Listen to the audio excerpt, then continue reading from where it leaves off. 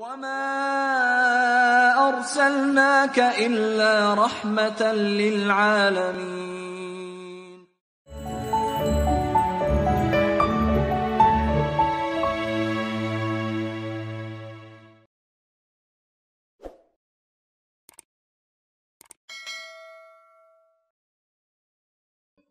Assalamualaikum warahmatullahi wabarakatuh.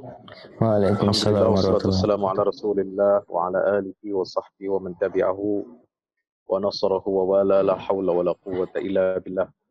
Subhanaka la ilma lana illa ma 'allamtana innaka antal alimul hakim. Wa qur rabbi zidni ilma.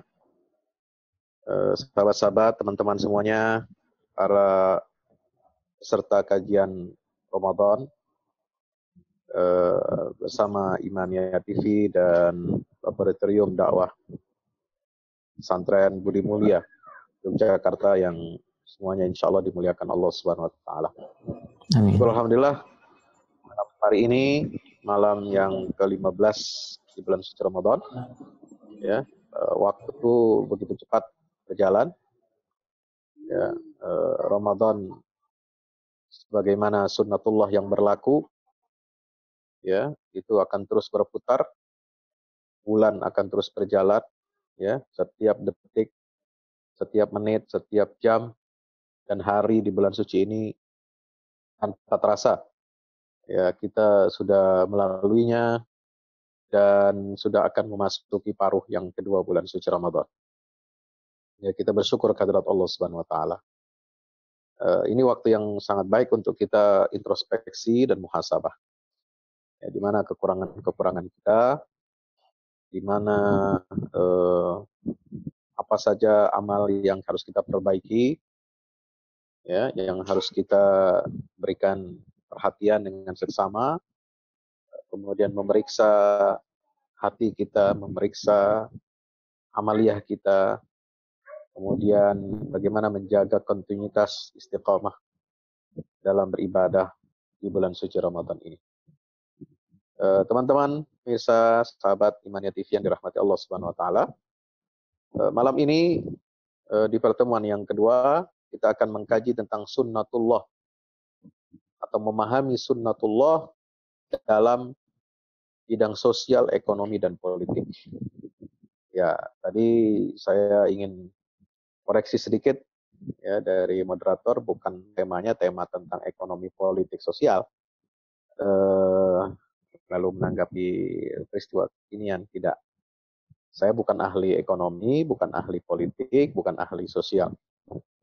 Saya hanya mengerti, diberikan oleh Allah sedikit pengetahuan ya tentang ilmu-ilmu Al-Quran, tentang ayat-ayat Allah yang tertulis di dalam Al-Quran. Dari perspektif ilmu yang Allah berikan kepada kami, ya, kita ingin berbagi dan nanti mungkin bisa dilengkapi dengan kajian-kajian dari para ahli ekonomi, ahli sosial, dan ahli politik.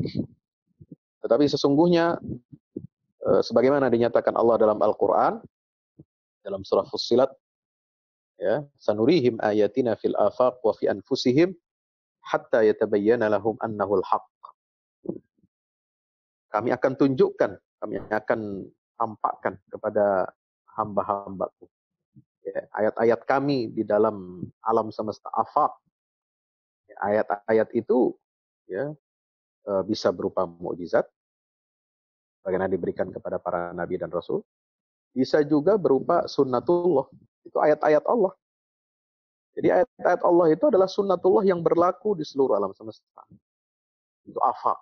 Wa fi anfusikum, wa fi anfusihim. Dan juga di dalam jiwa kita, di dalam diri kamu.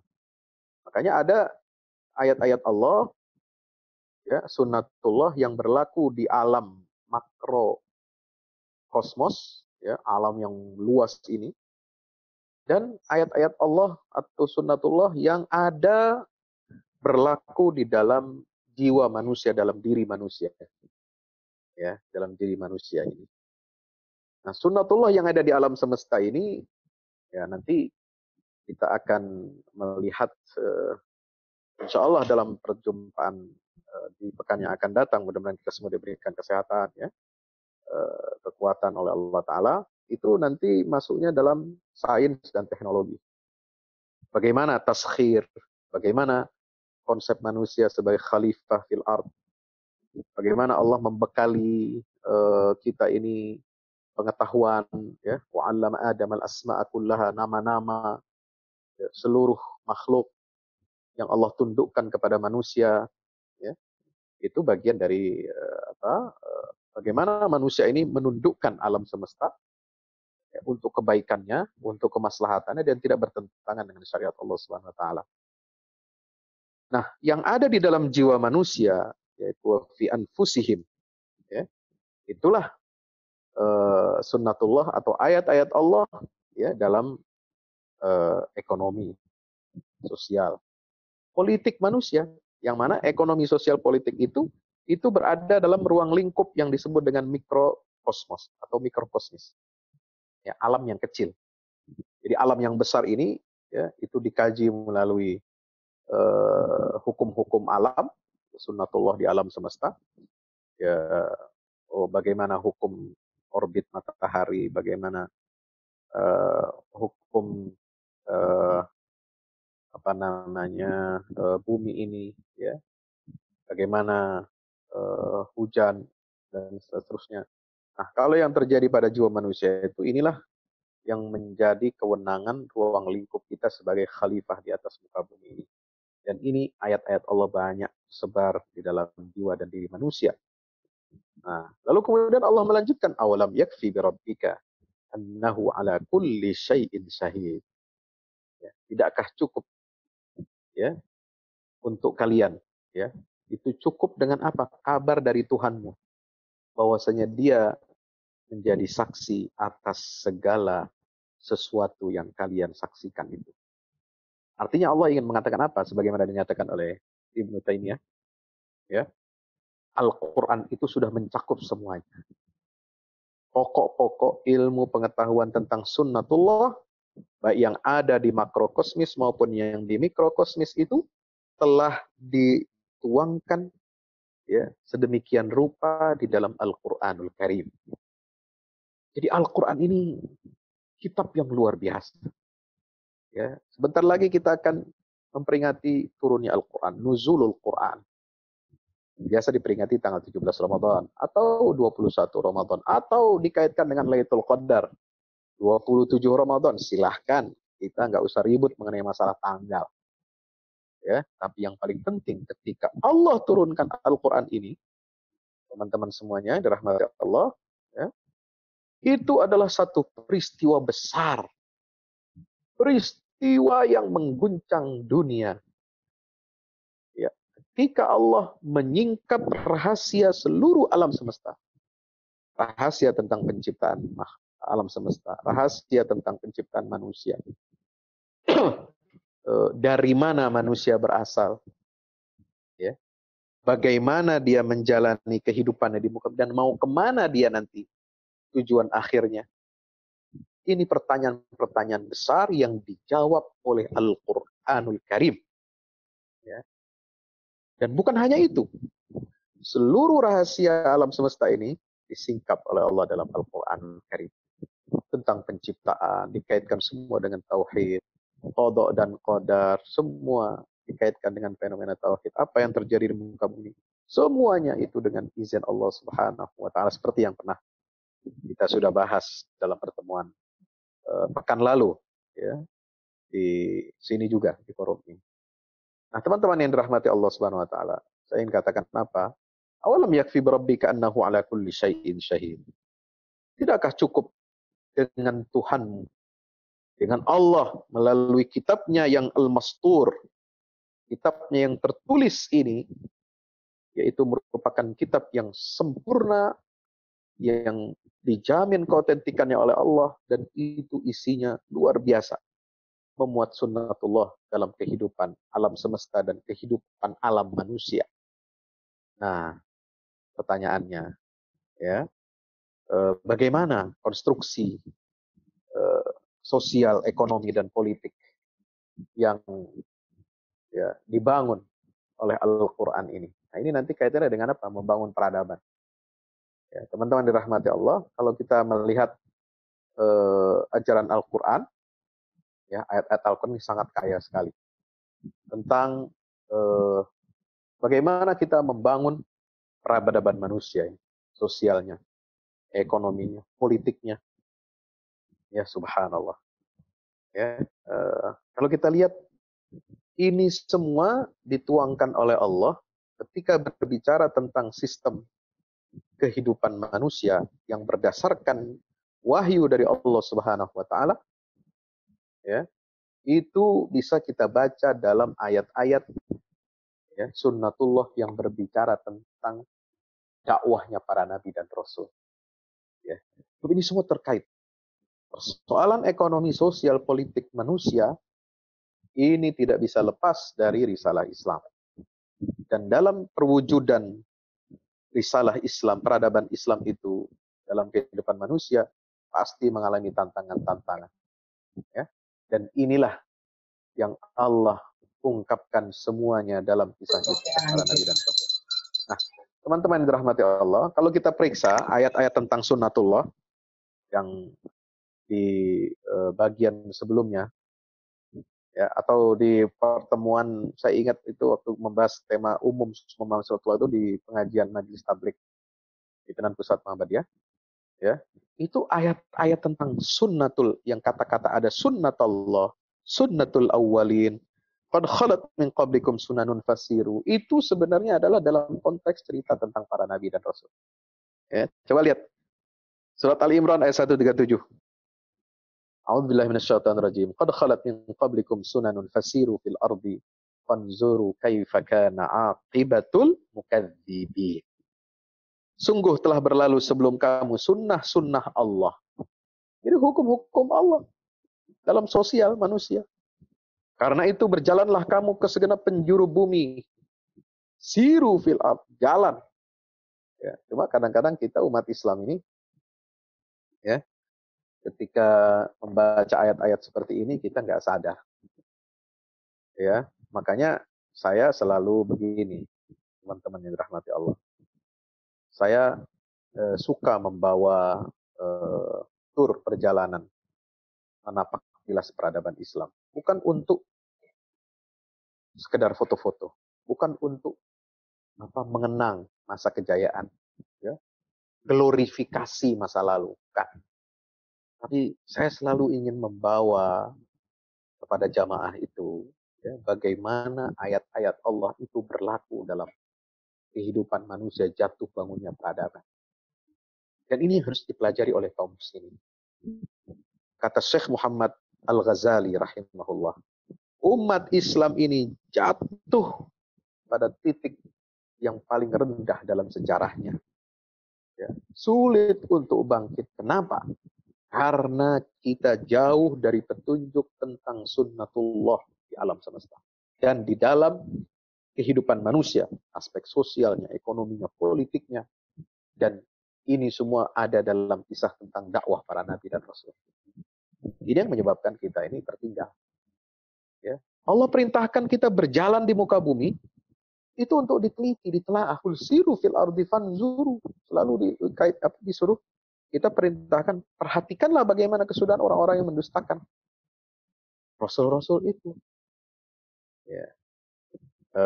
Wa innakum latamurruna alaihim musbihin wa billaili afala ta'qilun. Ketika bercerita tentang azab kaum Nabi Lut di dalam surat As-Saffat, ya, Rasulullah diingatkan, ya, supaya sampaikan kepada orang-orang Quraisy Makkah itu, ketika kamu semua berjalan, ya, kafilah dagang itu dari Makkah ke negeri Syam di sebelah utara, kamu pasti akan melewati sisa-sisa peninggalan daripada azab kaum Nabi Lut.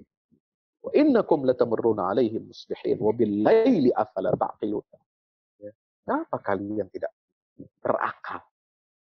Belajar dari kehancuran mereka, dari kebinasaan mereka, karena menentang risalah Nabi Lut alaihissalam. Kalian lewati negeri Madian, kaumnya Nabi Syuaib. Kalian lewati negerinya Nabi Lut. Ya. Kalian juga telah melihat peradaban-peradaban kuno itu. Ya, bagaimana itu? Kenapa kalian tidak ambil pelajaran? Fahal yanzuruna, dalam surat yang lain, surat Fatir ayat 43. Fahal yanzuruna illa sunnatal awwalin, lan tajida li sunnatillahi tabdila wa lan tajida li sunnatillahi tahwila.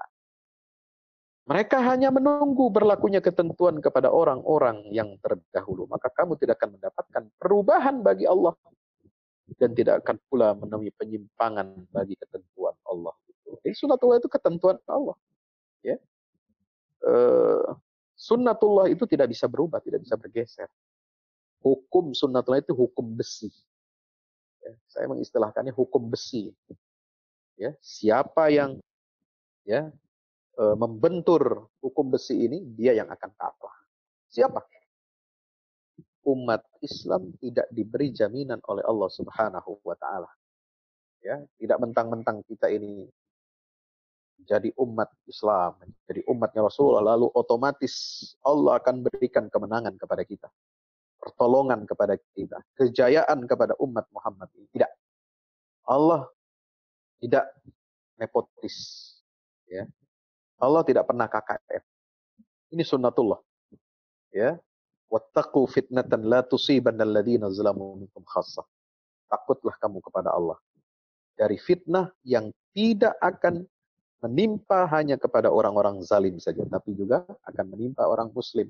Kalau orang Islam itu tidak menjalankan sunnatullah. Kalau orang Islam itu bebal, orang Islam ini muka badak, ya, telinganya tidak bisa lagi mendengar. Lahum qulubun la yafqahuna biha, walau a'yunun la yubsiruna biha, walahum adhanun la yasma'una biha, ulaika kal an'am bal hum adall. Ya, Allah tidak memilah-milah. Laisa bi amaniyikum wala amaniyi ahlil kitab. May ya'mal su'an yujzabih. Ya, makanya kita diingatkan kepada dosanya Bani Israel. Dosa Bani Israel itu apa sih? Mereka itu punya amani, angan-angan. Ya, merasa nahnu abnaullahi wa ahibba'uh. Kita ini putra-putra Tuhan dan kekasih-kekasih Tuhan. Ya.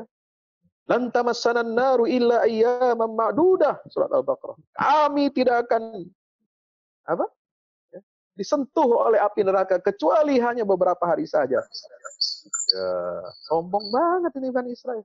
Merasa ya, mereka punya amani, nggak boleh. Itu nggak benar. Allah nggak melihat agama Anda apa. Allah nggak melihat Anda itu Islam atau Kristen atau Yahudi. Dalam hal sunnatullah, hukum besi dijalankan. Mayya'mal su'an yujzabih. Siapa yang melakukan keburukan, kejahatan, dia pasti akan dibalas oleh Allah. Orang Islam kalau melanggar dosa, bos. Kalau melanggar sunnatullah, digilas itu oleh Allah Subhanahu wa taala. Kalau orang kafir, ya, dia berbuat adil, ya, menjalankan hukum dan pemerintahannya meskipun tidak berdasarkan syariat Islam, ditolong oleh Allah. Coba bayangkan. Sehingga Ibnu Taimiyah, yang ini yang sering disalahpahami oleh orang-orang liberal, mengatakan apa? Waqad yuqalu inna daulatal kafirah. Ya, negara, pemerintahan yang dijalankan oleh orang kafir itu, ya, dia akan langgeng, ya, kalau dia menjalankan keadilan. Keadilan ini universal, ya. Meskipun dia tidak berdasarkan syariat Islam, memberikan hak kepada orang yang berhak itu adil, proporsional, ya. Tidak mencuri, tidak korupsi, tidak ngambil uang rakyat, dibelanjakan untuk kepentingan pribadi, golongan, keluarganya. Seperti kelakuannya orang-orang Islam. Mohon maaf. Entah di negeri ini atau di negara lain. Akhirnya apa? Umat Islamnya terbelakang. Negara Islam ini, yang pakai nama label Islam atau yang tidak, ya, karena tidak menjalankan sunnatullah, tidak menjalankan keadilan, ya, diluhu aqrabu littaqwa, jadi tertinggal, saudara. Tidak mengambil asbab, ya, tidak mengambil sebab kemajuan dari Allah Subhanahu wa taala. Ya, ini hukum besi. Siapa yang berbuat salah, yang berbuat jahat, Allah tidak peduli agamanya. dia akan dibalas. Jangan mentang-mentang Yahudi merasa dekat sama Allah, atau sekarang umat Islam, ya, mentang kita ini umat Rasulullah, ya, selesai dengan mengucapkan salawat, ya, yang penting dapat syafaat, ya, banyakin salawat aja. Tapi kehidupan dunianya morat-marit, ya, banyak ini yang seperti ini, zikir saja, salawat saja, ya, tapi tidak mengambil asbab, ya, hanya tawakal saja kepada Allah, tapi dia tidak mengambil asbab kemajuan di dunia, dia tergilas. Ya. Ekonominya ambruk, ya. Kesehatannya ambruk, ya. Sosialnya ambruk, kecemburuan sosial tinggi, ketimpangan sosial, ketimpangan ekonomi tinggi. Nah, justru yang di negara-negara kafir yang tidak beriman kepada Allah ini, tingkat ketimpangan sosial ekonominya sedikit, kemakmurannya banyak, welfare state-nya ya bisa dirasakan, itu negara yang sejahtera. Baldatun thayyibatun wa rabbun ghafur justru diwujudkan di sana, jangan-jangan. Dan itu terbukti. Ya. Nah, ini yang harus kita introspeksi. Ya. Jangan salah kita menganggap. Nah, sebab itu apa? Al-Quran mengatakan akan ditolong oleh Allah itu adalah bukan orang Islamnya, tetapi orang-orang yang beriman. Coba lihat ayat-ayat tentang, ada nggak janji Allah kepada orang Islam? Nggak ada. Semua ayat janji kemenangan Islam itu bagi orang-orang yang beriman. Nah, makanya dalam surat apa itu? Al-Hujurat.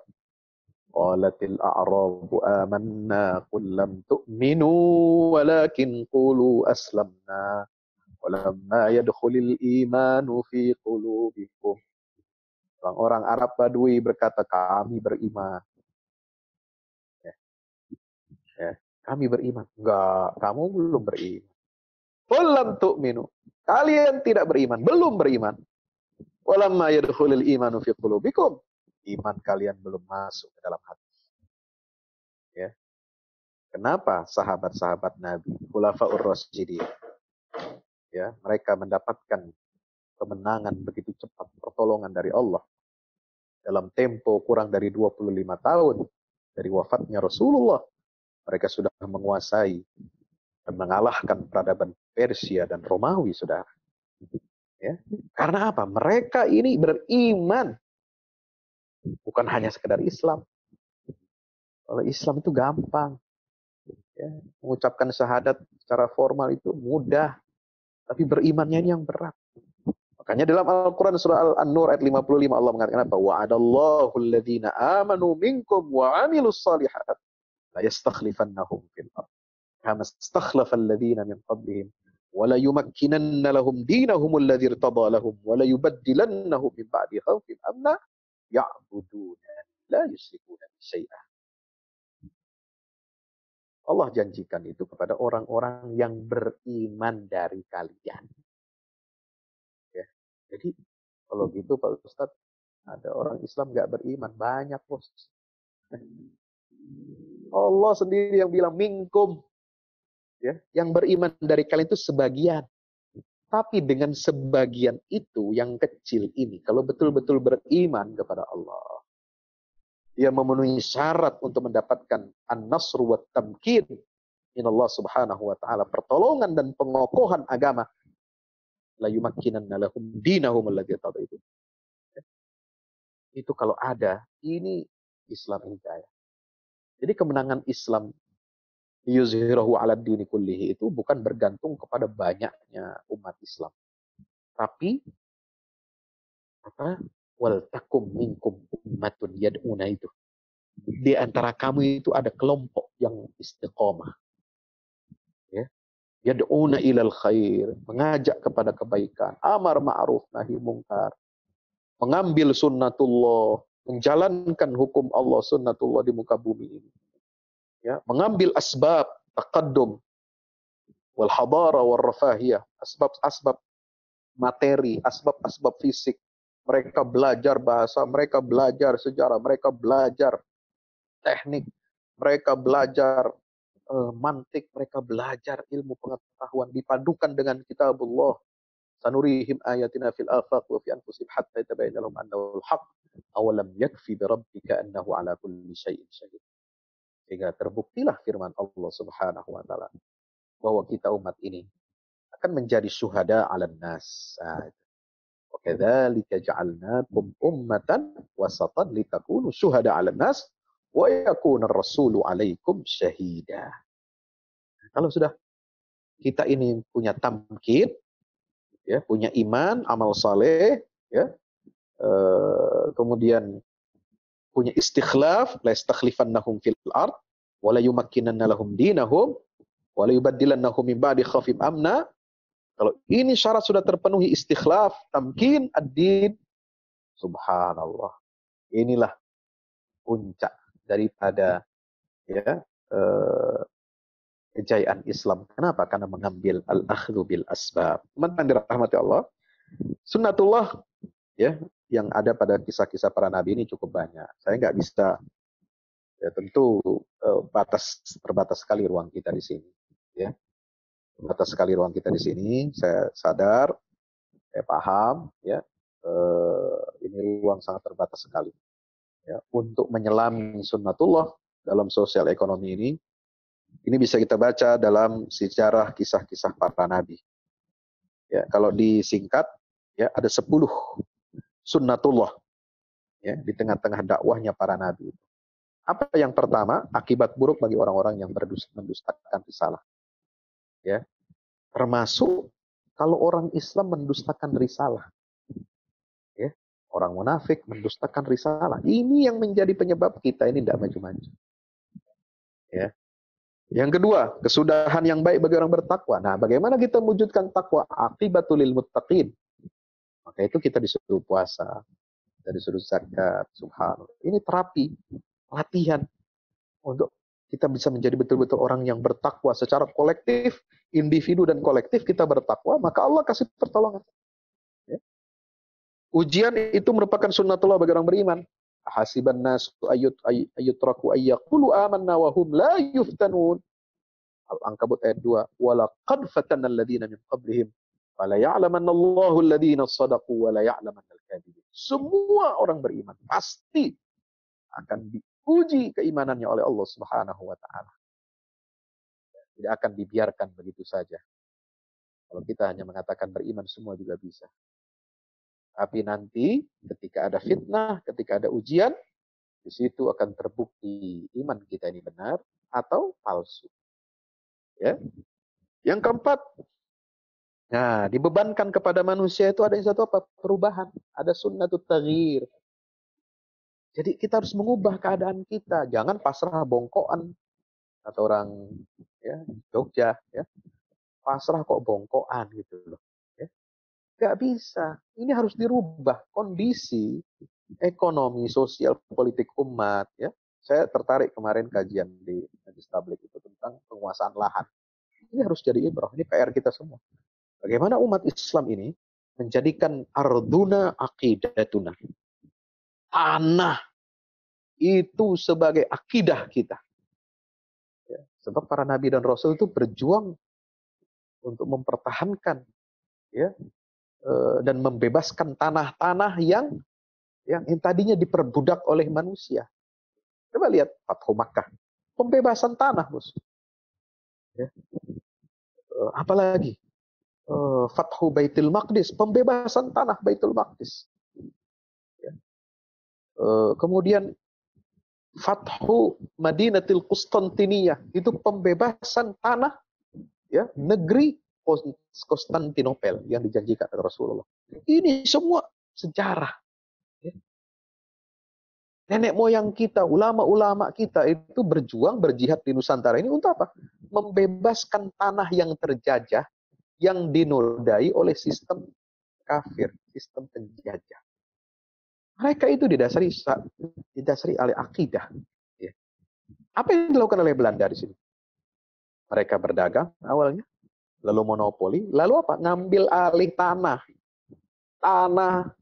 diambil lalu disuruh kerja paksa, hasilnya dibawa ke mereka. Jadi ini jangan main-main. Kita harus ada perubahan, sunnatut taghyir. Ya, innallaha la yughayyiru ma biqaumin hatta yughayyiru ma bi anfusihim. Ya, itu surah Ar-Ra'd. Kemudian yang kelima, dibinasakannya banyak umat karena kesombongan dan kesewenang-wenangan. Lihat Fir'aun. Ya, lihat kaum Ad, kaum Samud. Bahkan di kaum Samud itu disebutkan di situ apa? Ada apa yang disebut dengan wa kana fil madinati tis'atu rahtin yufsiduna fil ardi wa la yuslihun. Ya kan? Subhanallah. Surat An-Naml ayat 84 itu bicara tentang apa? Ya? Bicara tentang bagaimana hancurnya peradaban itu dimulai karena dipelopori oleh 9 naga. Tis'atu rahtin. 9 konglomerat. Ya, yang mendustakan risalah Nabi dan Rasul. Makanya memang ya, yang suka melawan Islam ini gak jauh-jauh dari apa? Ya, kekuatan ekonomi, disaturatin, sama dulu ketika zaman Nabi Musa itu Qarun, ya, kekuatan politik Firaun, ya, kekuatan apa namanya tentara, ya, militer, itu adalah Haman, ya kan? Nah ini yang menindas Islam ini, menindas umat-umat yang mustadafin di seluruh permukaan bumi. Dan disitulah Allah mengajarkan kepada kita untuk apa? Untuk ya wa namunnu 'alal ladzina stud'ifu fil ardi wa naj'aluhum a'immatan wa naj'alahumul warithin. Yang ada dalam surah Al-Qasas. Ya. Wa nuridu an namunna 'alal ladzina stud'ifu.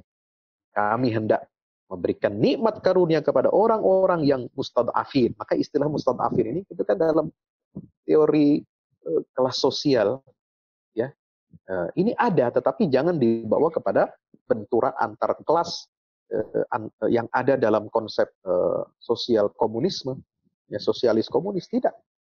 Ya, ada kaum proletar, kaum borjuis, bukan itu maksudnya. Mustad'afin ini adalah orang-orang yang tertindas apa? Karena akidahnya itu yang paling prinsip. Dan mereka memusuhi orang-orang yang memiliki akidah tauhid ini memang sudah menjadi sunnatullah. Coba lihat. Wa ma naqamu minhum illa ayyu'minu billahil azizil hamid. Surat Al-Buruj. Kisah tentang Ashabul Ukhdud. Ya. Mereka tidaklah menindas, ya, menimpakan apa namanya kesengsaraan kepada orang-orang yang beriman kecuali karena apa? Karena keimanan mereka kepada Allah Subhanahu wa taala, tauhidkan Allah taala. Kenapa? Karena tauhid itu menjadi musuh bebuyutannya, ya, orang-orang peradaban yang menghamba kepada materi. Kalau peradaban itu sudah menghamba pada materi, otomatis dia menghamba kepada iblis. Nah, iblis ini memusuhi Islam, sudah itu garis lurusnya sudah sama. Ya. Garis genealoginya permusuhan itu sirat bainal haq wal batil, ya, pergulatan antara yang hak dan batil itu sudah sama. Kadzalika ma atal ladzina min qablihim, ya, atawasaw bih bal hum qaumun taghun, dalam surah Al-Dzariyat. Di situ dikatakan sampai seolah-olah ini kok seperti semua kaum nabi ini seperti bersepakat walaupun mereka tidak pernah ketemu. Ya. Dulu zaman dulu dari kisahnya kaum Nabi Nuh, lalu kemudian kaumnya Nabi Ibrahim, Namrud, sampai kaumnya Nabi Shu'aib, sampai kaumnya Nabi Lut, kaumnya ya, Nabi Hud, Nabi Saleh, sampai Nabi Musa, kaumnya.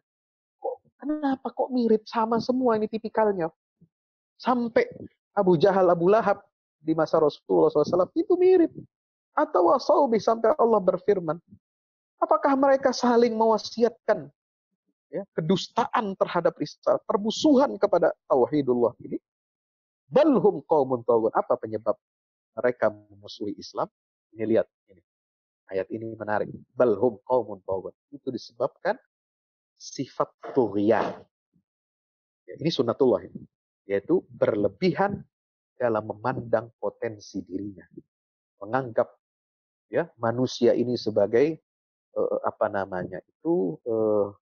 antroposentris, ya. Ya, semua alam ini terpusat kepada diri manusia.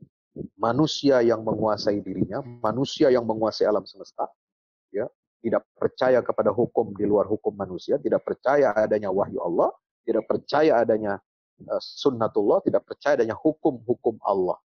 Makanya sekarang yang dilontarkan kelompok liberal sekul itu apa? Tidak percaya kepada hukum Allah. Tidak ada itu.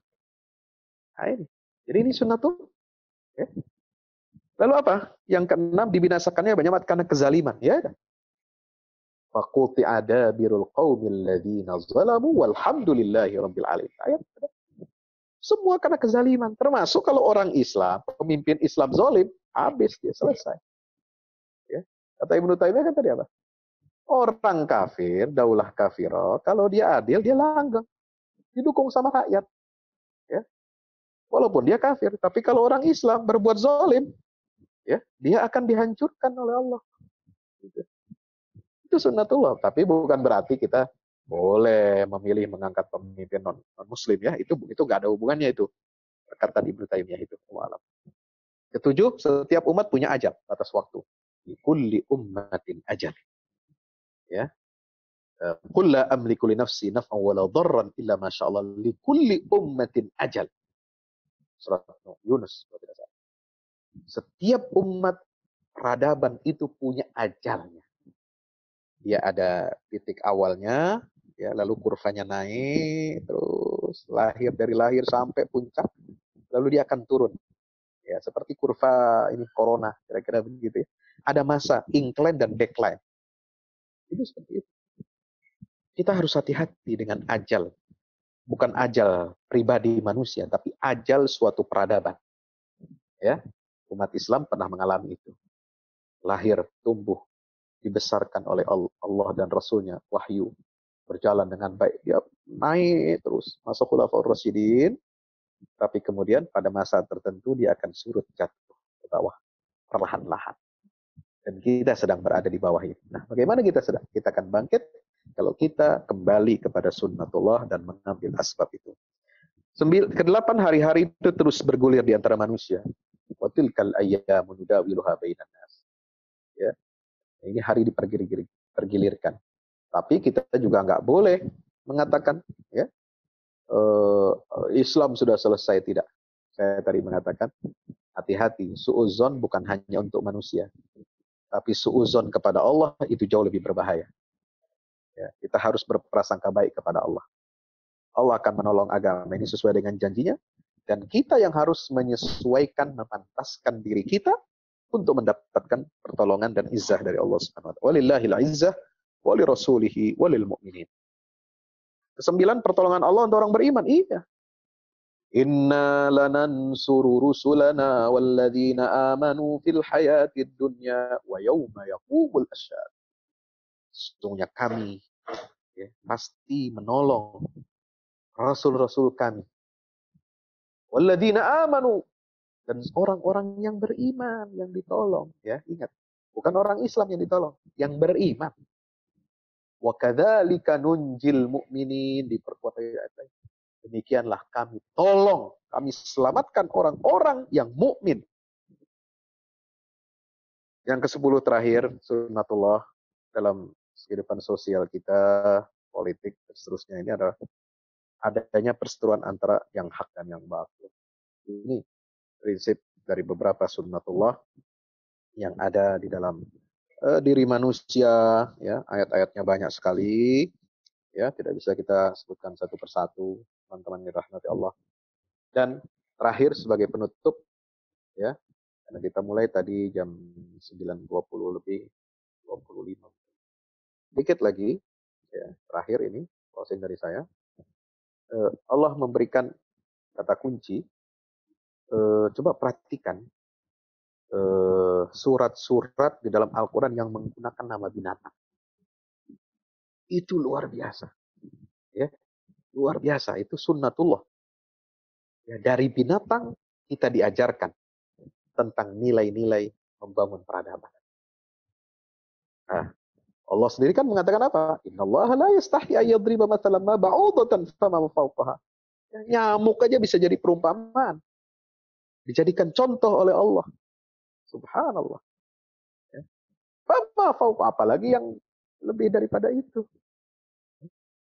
Nah, di dalam Al-Quran ada 6 surat, kalau tidak salah, tolong dikoreksi, yang menggunakan nama binatang.